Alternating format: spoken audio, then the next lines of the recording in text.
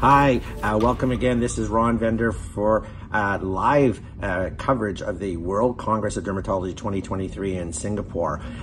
This is the second part as to why artificial intelligence will not replace dermatologists in the future, no matter what people think. And so dermatologists are diagnosticians, but they're also proceduralists, and artificial intelligence cannot do that. Robots can, but artificial intelligence can't. We use liquid nitrogen, intralesional steroids, we do laser, we do peels, we do biopsies, excisions, and artificial intelligence can't do that at all. And the chat GPT is just not even trained for accuracy or veracity. It's good at reading or listening to a patient and summarizing, and it can increase the dermatologist's efficiency and reduce charting time, but it cannot act as a diagnostician at all.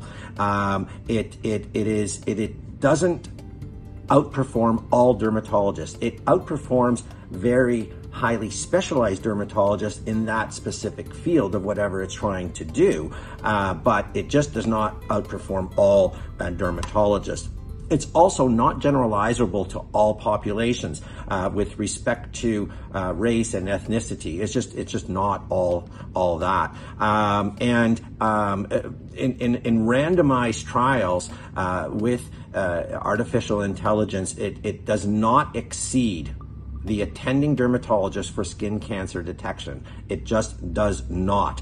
And they showed different aspects of how, if the image is blurry, the artificial intelligence can change its opinion from a benign nevus to a melanoma. And even if the nevus is rotated, it's the exact same thing. It could say first it was a melanoma and then it says it's benign. And these are done by studies. This is not just somebody making it up. And so dermatologists do much better in the real world. But the key thing was that artificial intelligence doesn't know what it doesn't know. And you may say, well, how does that? And it doesn't know why it doesn't know. It just knows what it knows, but what it doesn't know, it just can't make up at all. It can only use the information which it has. And so it can arrive to a diagnosis for wrong reasons. It can arrive at correct diagnosis for correct reasons. It could make a correct diagnosis for the wrong reason as well. And so it's very, very, very difficult. And patients do prefer the assistance of artificial intelligence with a dermatologist as well.